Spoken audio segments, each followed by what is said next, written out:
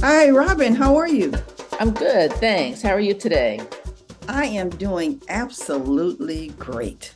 Fantastic. So this is a great time, the great thing we're going to be talking about today. And I see we are joined by Ben. Good jumbo, Ben. Jumbo, how's it going? Going well. Thanks a lot. Looking good. So, Thanks. Yeah, it's great weather today. So, great. Well, we're all sitting. Robin, I think it's time for a real talk, y'all. I think so too. Since we're all Let's here, do we're it. all smiling. So, let's Let's do what it. do should it. our real talk be about today? And Elder Mel, you choose the topic. Juneteenth is coming up. We may as well talk about it. Ah, yes, it's that time of year again. It is. It is. Juneteenth. That actually is one of my favorite holidays, but I'm feeling a little mixed about it. But, why don't we talk about, how we've all been celebrating or celebrated Juneteenth? Yeah, yeah. The real Independence Day. Oh, I love Right. that, Ben. Yeah, the real Independence Day. How do y'all Right. celebrate it? Well, as you know, I grew up in Texas and, um, where, the whole Juneteenth concept kind of came into being. And we celebrated it in so many ways. We sang songs, we had barbecues.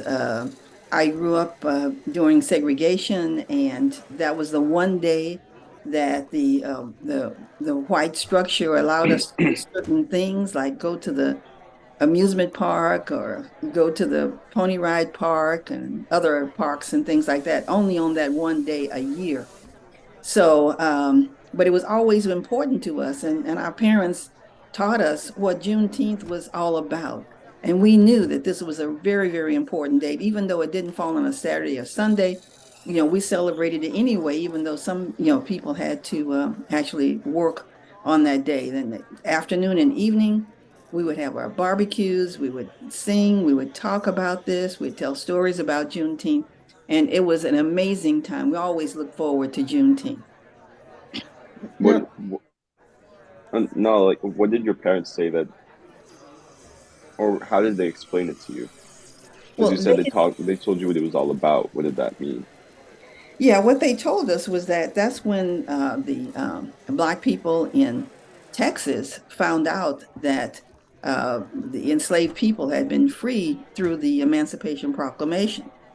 It was late in coming. It had already been the Emancipation Proclamation happened in 1863. It was 1865 before the Union troops got to Galveston, Texas, and told the people, the enslaved people, that they had been freed 2 years ago.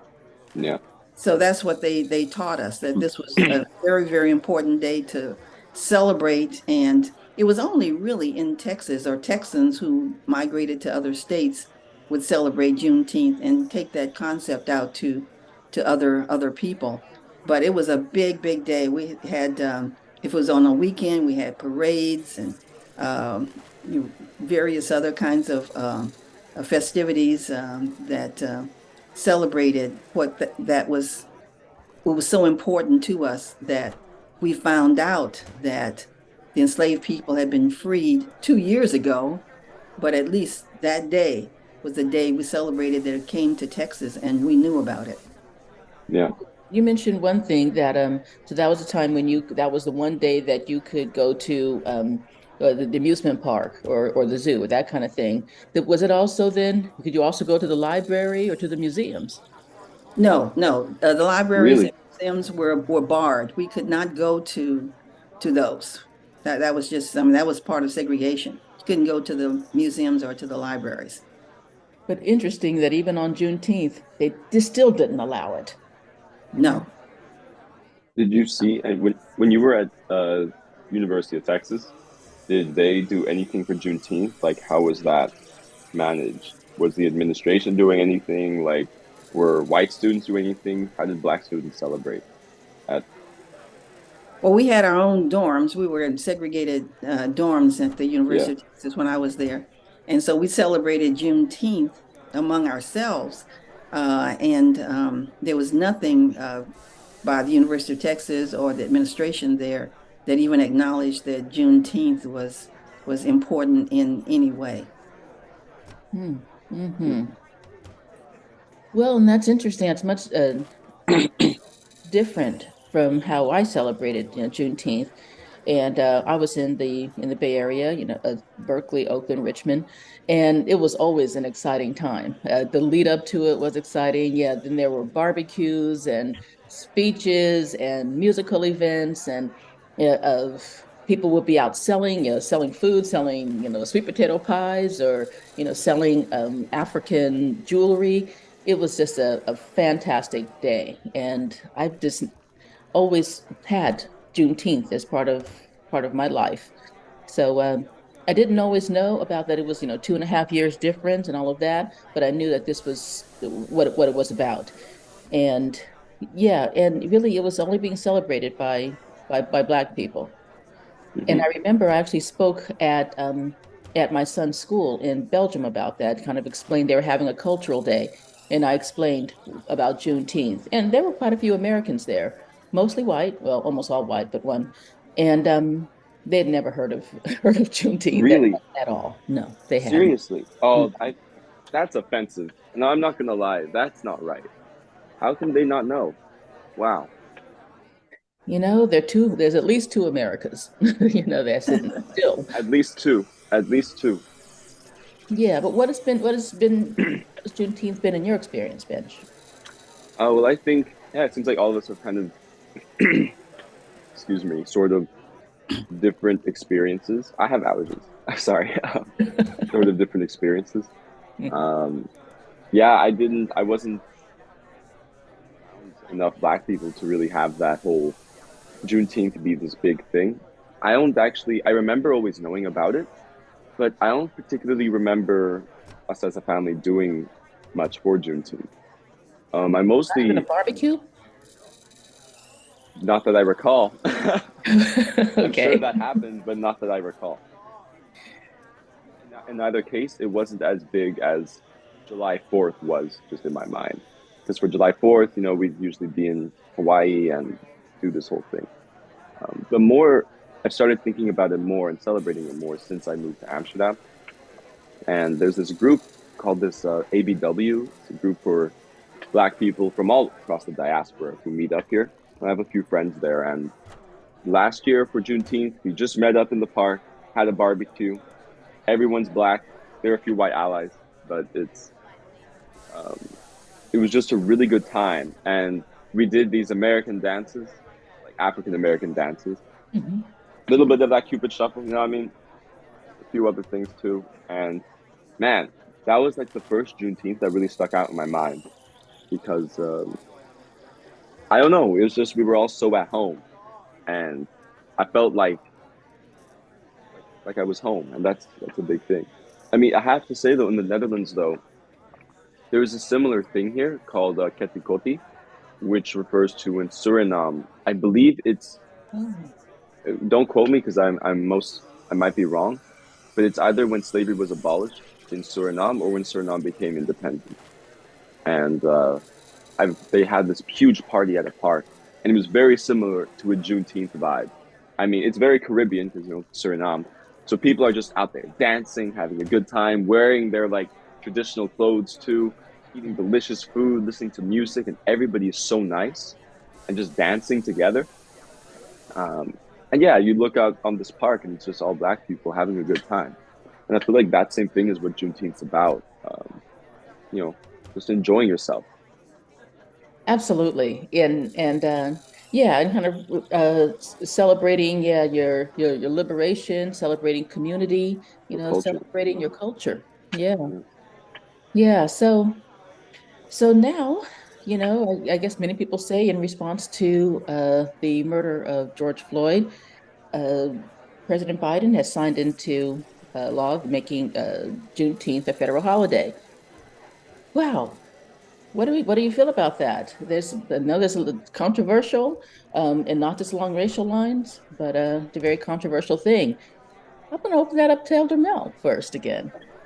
Well, I think, as a federal holiday. I think it certainly acknowledges that Juneteenth was a very, very important date, but the education, the knowledge is not going with the holiday. No one really knows why they're celebrating Juneteenth.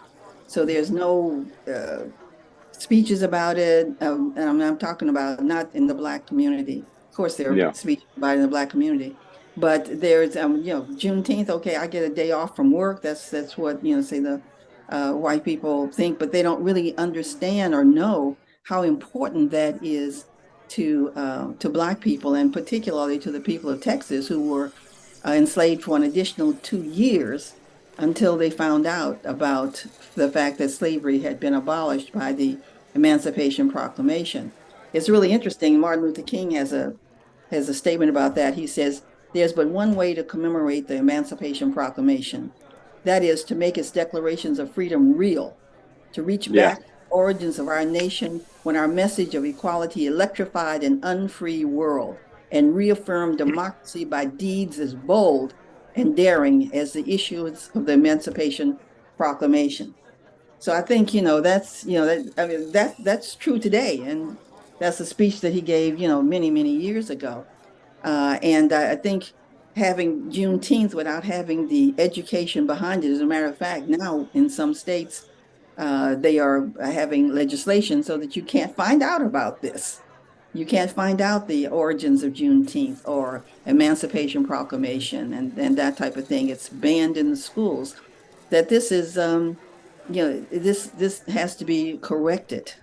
Well, and actually, the great state of Texas, and I say great state in quotation, yeah, is one of those states. To give a little bit of background too, um, let's see, 28 states and DC in the District of Columbia will recognize Juneteenth this year as a public holiday. So now, 28, states with the state employees will get the day off as well.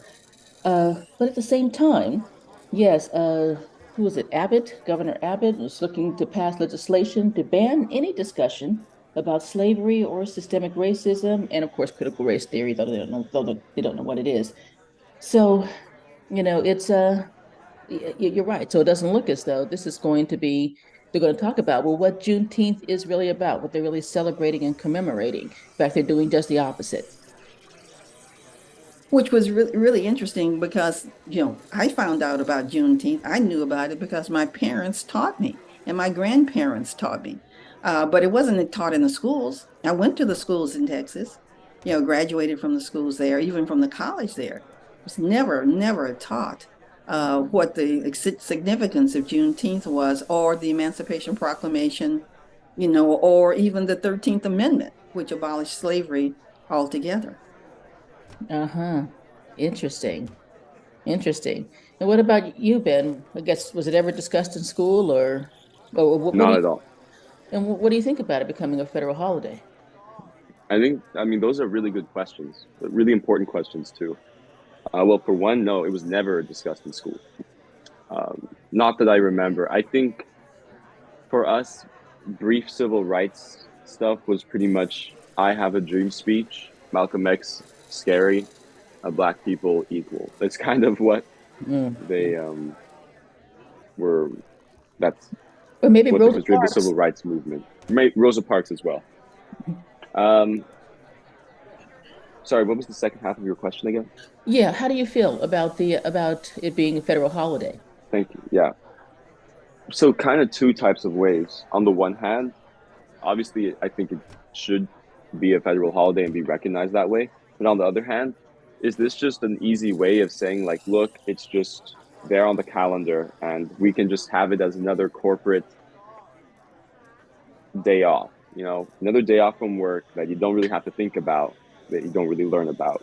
So it's probably should be a federal holiday, but you should balance that with actually teaching people about it. I mean, it just seems kind of like this liberal narrative of putting on a facade of inclusivity by saying we're recognizing it, but you're not actually going into it and what it means. You're kind of de-radicalizing the importance, de-radicalizing Juneteenth, and in doing so, you strip it away of its importance and of what it means. So Oh, I think there's two sides to it. Yeah, I absolutely. think that's very true. Because when you think about July 4th, Yeah, Independence Day, yeah, for the US, you have all kinds of enactments of what happened, and people dress up in period clothing, and that's true. there's a lot of education around it. It's in the school books, it's taught and all of that. But Juneteenth, no, No, No, no. that's true. And actually a lot of the and I mean I used to really do read a lot of stuff about July 4th, Independence Day, and I learned about it in school too. And actually a lot of the history they taught was wrong. Okay, but anyway, that's Oh, oh, another issue. oh, just Okay. quick tangent for the July 4th narratives. Sorry to interrupt, but I do think it's kind of interesting. So on July 4th, we see all of these American flags, right? And it's obviously this show of patriotism. Really, it's just underlying nationalism. Because when you walk into an area and see too many American flags, you're like, oh, Uh-oh. I need to get out of here.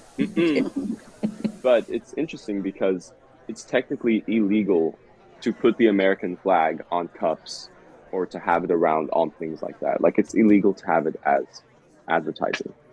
Really? Um, yeah, yeah, it is. Yeah, everybody does it though. Yeah, everyone does it, but I think it just shows how you never see like a Pan African flag around on Juneteenth, or at least you don't see as many. I haven't seen as many. I'd like to see more. I see more of those on around Juneteenth, That's true. definitely. Yeah, But yeah. speaking of Anyway, sorry. no, no problem. But like speaking of flags, what really strikes fear in my heart is when I walk into a room and see even a single Confederate flag. And Yeah. that's one thing. They were saying that they're comparing it a lot with how what's happening with Juneteenth and Martin Luther King Day. And that Mm. Texas has made, looking at Martin Luther King Day, a special effort to celebrate Martin Luther King Day and Confederate Heroes Day on the same day. on the same day. What? Yeah, Yeah, yeah. yeah. Several You've got states to have be done that. kidding me. Yeah, several states have done that. I think one state, I'm just let me Robert finish E. this Lee, thing here. So in Mississippi and Alabama, they celebrate Martin Luther King Day and Robert E. Lee Day. Robert E. Lee Day, right? Yeah, yeah, with Same. Lee being the head of the Confederacy. Why Uh, would they celebrate losers? They lost. Why are you? they lost. They were traitors. And from what I hear about Lee, he was a terrible person anyway. But you know, they say we won the war but lost the narrative. You know, I'm sorry, Mel. You were saying?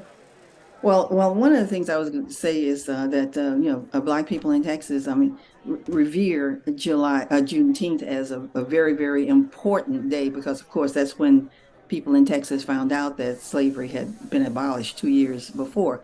But there were several Black prominent leaders in Houston, Texas, who bought a park for $1,000, which back in the day was a lot of money.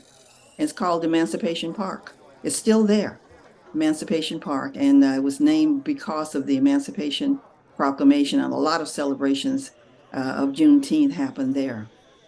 Hmm. Oh, It was an all-black park during segregation. It was one of the parks we could go to. There were only three in the whole city that we could go to. That was one of them, Emancipation Park.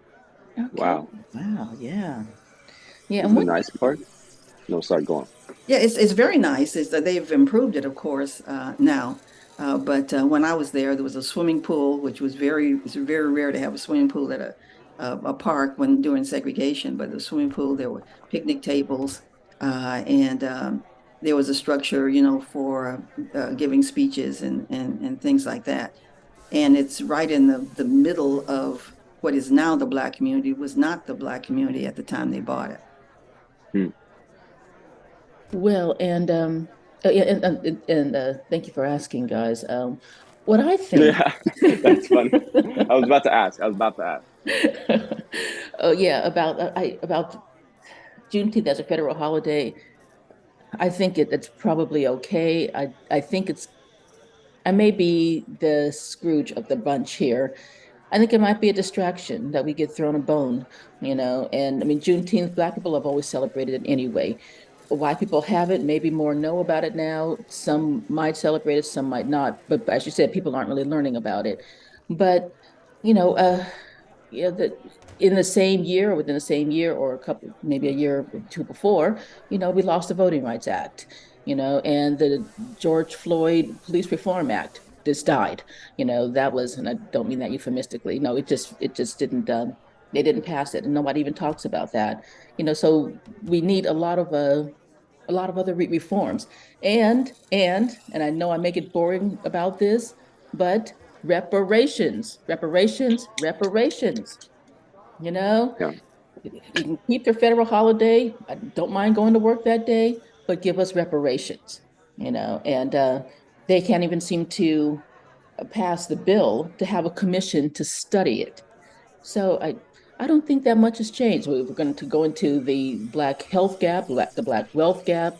Black queer communities not being protected, Black lives are not protected. I mean, there are so much that we still need to do. And as you said, now in Texas, they're taking Black books off of the shelves. We know what's happening in Florida.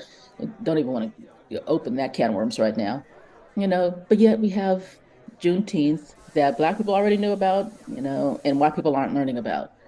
So I think it's a distraction. I think we got thrown a bone instead of, real change and real reform or real education about things. That's a really good point. And kind of connecting to it, do you think that that really makes it seem like this really was just for white people? And do you think it was just for white people? That they made it a federal holiday for themselves to say that they did it? I think, yeah, for white liberals, yeah, they may feel Yeah. better that they passed it. For Black people, as I said, we are given this as if this was real change, and it's not real change for us, and so that they don't have to, so that we won't think about other things that really need to be changed, like the Voting Rights Act, and like police reform and economic wealth gap and reparations. And so we're all thinking about Juneteenth, but we're not thinking about those other things that are actually going to make real change. We're not thinking about cleaning toxins out of Birmingham and what is it? Other place even worse. Yeah. Mississippi, What? Mississippi, the water. Yeah. No, the place in Michigan. Um, Oh, Flint, Flint. Flint, Right. Flint. Mhm. Yeah, they're not just cleaning up happening black more places. black neighborhoods. Yeah. And they're not teaching Black history, the real Black history anymore. Mhm. No. So no. So I think, yeah, for white liberals, they feel better about themselves. For Black people, we're thinking about Juneteenth and not that the George Floyd police reform bill didn't pass. Mhm. Yeah. Okay, you guys think I'm being too cynical about this? No, I think No, I you're don't want I to. no, Yeah. I actually think you're right. I think the making it a federal law without the education behind it or without bringing actual change, it's it seems kind of phony to me. It does seem phony to some extent. Um, and like it wasn't made for us because as you said, if black people are already celebrating it, then why have it as a federal holiday? I mean, one cool, I don't know, this is one idea would just be, okay, what if black people get the day off and then white people get to work? Um, I I saw don't, on that. I Interesting. was kind of thinking, I was low key thinking that. Don't quote me, but I was kind of thinking how that could be something. But they don't even seem to want to do that, and yeah, restricting history and all those other things. It doesn't do anything. Yeah, or reparations. Yeah, but how do you think this can apply to people in the diaspora? Because that's someone who actually is technically, half African American, but never grew up in the U.S. Didn't grow up in the U.S. Just never lived there. How do you think Black people in the diaspora can connect and learn about Juneteenth and support Black people, African Americans? Then, do you think they should? And if so, why? Well, I think they should. Okay. And I think they're going to learn about it the same way we learn about most things, oral history. Yeah, that's basically it because they're Yeah. taking the source documents, out of the libraries and out of the schools, and they're not teaching things. I mean, African American history in colleges came about during my lifetime. I mean, Hmm. we're talking about recent here. Wow. So, and some schools now are getting rid of those programs. So, our oral history is really important, and we really got to keep that going. Yeah, I agree. And I think it has to go both ways too. Mm, One thing about African Americans is that we do have that American side of us that that's the thing. should be focused on us, Yeah. and we've done some really great things, and yeah, we really have. But we should also learn about there's Africa Day. I don't know how many people celebrate that. You know, Yeah. uh, when the African Union was first started. Precisely. There's a Ghana Day, and soon here in Lisbon, they're going to be celebrating Cape Verde Day. Those are their Independence Days. Why aren't we learning about those? Why are we learning about Kwame Nkrumah, discussing them too? I mean, Yes. if we want them to learn about us, we should be learning, African history, and just bought this great book about um, uh, uh, uh, Toussaint Louverture, about the Haitian revolution. We should be Yeah. wanting to learn about that too, wanting to go to Haiti, wanting to help Haiti. Okay. Because those things are powerful, right? And what you also just mentioned about wanting to help Haiti, um, when I get the sense that when Black people are looking at each other and trying to help each other through this sense of solidarity, not because of just because Black people are very diverse, different cultures, different life experiences, and different socioeconomic privileges based off of the different countries they live in. But when Black people look at each other and decide to help, I think that is very different from when you have this white humanitarianism Mm. going into Haiti and trying to impose some power structures. I mean, that's obviously possible as well from with Black people doing it, but if it's done right and from a place of look, your struggle is a part of my struggle too, then it's coming from a very different place. Mhm. Oh, wow. Yeah. And seeing it as, yeah, it's a global struggle here. Yeah, Yeah. And yeah, but we don't look at it that way. But I think Angela Davis really brought that out, and then including in also, I mean, we thought about, South Africa during apartheid. And it's funny how we never wanted to call the system in America apartheid, yeah, Right. yeah, and she's brought up about Palestine too, and it's the same kind of apartheid. I mean, there is a yeah, real global yeah. struggle coming on. Cornel West brings up stuff like that too. Mhm. So sorry to build on that. Maybe I'm monopolizing conversation here, but when speaking to people from the Middle East, I have friends from Egypt and Palestine, and we discuss our experiences. And obviously, mine are very different having grown up here, but having been connected to the US, there are a lot of strange similarities. I mean, a lot of Palestinians have that relationship with the Israeli police of feeling completely oppressed by them, Yeah, or feeling like your government is really out to get you, or that they're actively that there's this authoritarian state watching your every move. Obviously, America is a bit different. At least it presents itself differently. But when you're a person of color, and specifically when you're Black, there these experiences become eerily similar. Especially Right. considering that the U.S. police are trained by the Israeli military as well. So right, right. Very interesting. So, as a Black person, then going to Palestine, mm, same kind of risk. yeah, Let's see. So that's one good thing about Juneteenth, though. Even if we're disagreeing with it, or yeah, saying that that we're criticizing a bit, we're having these discussions, yeah, and yeah. But I think we always did anyway. We didn't need a stamp from the federal government. I was going to say something else, but I was say the stamp from the federal government, for its approval on that. But I would like for us to spend more time focusing on, they want to say that, yeah, free, emancipation, equality, all those things that they're going to be celebrating next month on July 4th. Then let's make them all real. And and reparations, I think, is a huge step towards that. Picking books off the shelf is a huge step away from that. yeah. So we've been celebrating Juneteenth since 1866. It's 1865 that the that the people in Texas found out that slavery had been abolished. So we've been celebrating since that following year, 1866. It is 2021 when Juneteenth becomes a national holiday. What does that tell you? Hmm.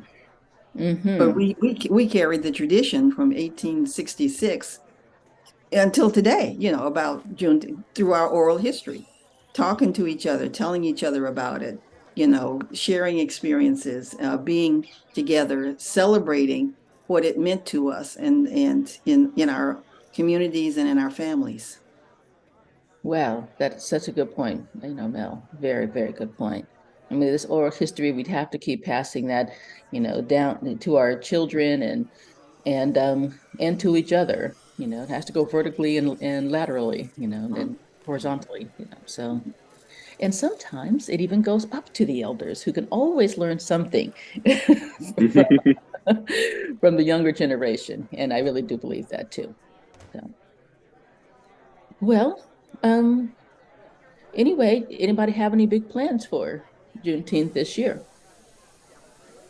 Um, well, yeah. So on, yeah, gonna be meeting up with a few friends in the park, just doing a little barbecue, sitting in the sun, relaxing. It's gonna be nice. It's gonna be nice. Sounds very nice. Pretty laid back.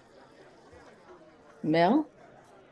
Uh, no real big plans. I'm here right now in Portugal. There will be some events going on, and I plan to attend those. And connect with my friends, in the U.S. on Juneteenth. Uh, except for that, no big plans. I'm really encouraged that we had this real talk to kind of stir up the sand, dig up the dirt, and talk about, what it means, what it doesn't mean, and how Yeah. we feel about it. So I'm really encouraged about that.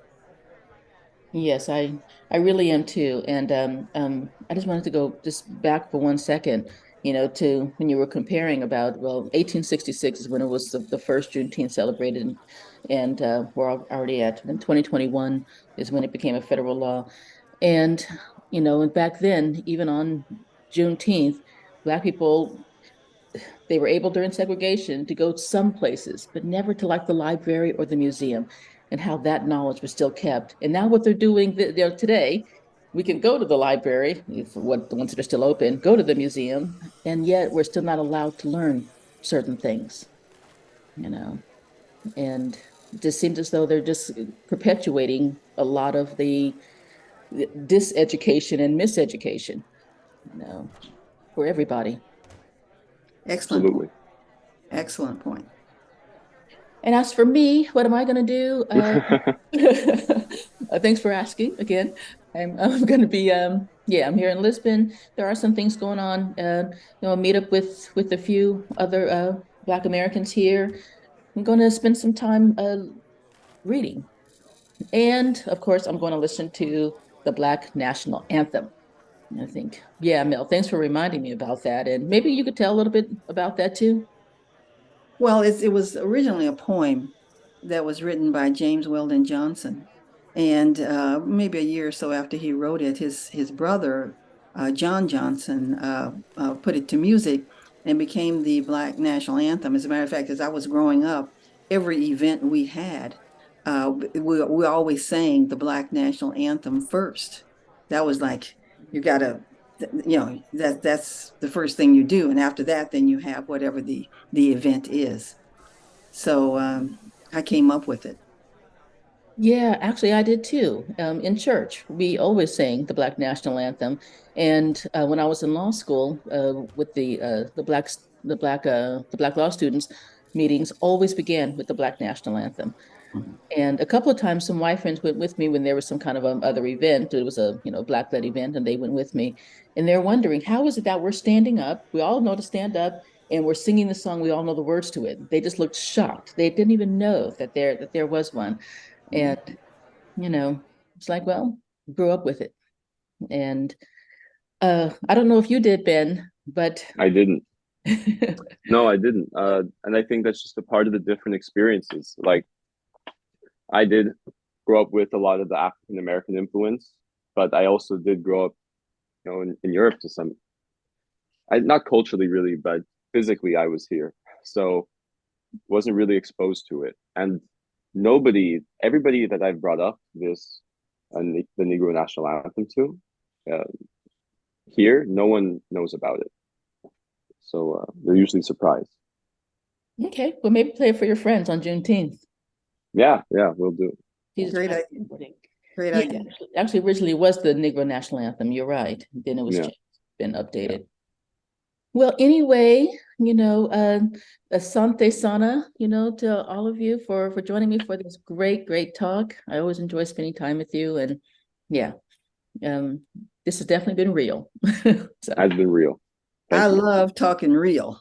Yeah. Thanks, Sal. Thanks. Have a great day, everyone, and enjoy your Juneteenth, and strength, soul, and reparations. Yes. Okay. Thanks. Listen, I hear the Black National Anthem playing right now. I'm going to stand. Yeah, me too. I stand for this anthem. Till earth and heaven ring with the harmonies of liberty. Let our rejoicing rise high as the listening skies. Let it resound loud as the rolling sea. Sing a song full of the faith that the dark past has taught us. Sing a song full of the hope that the present has brought us. Facing the rising sun of our new day begun. Let us march on till victory is won.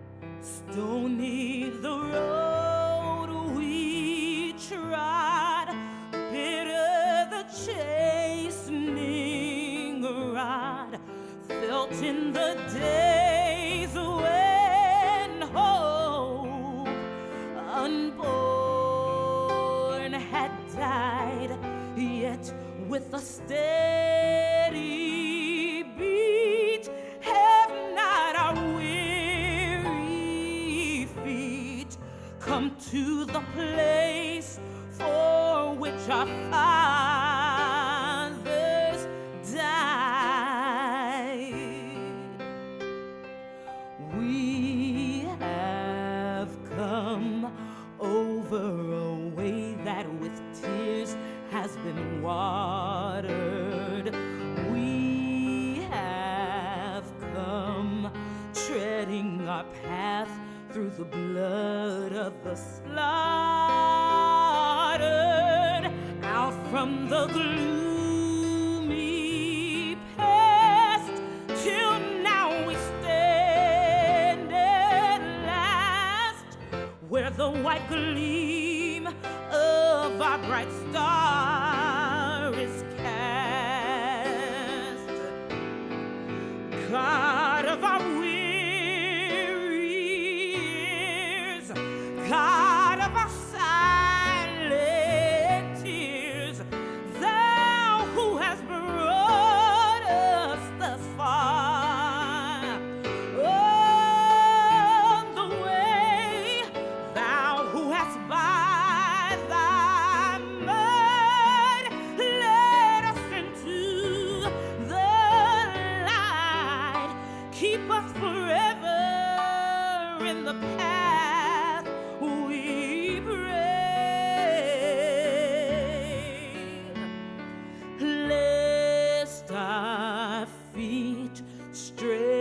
from the places, our God, where we met thee.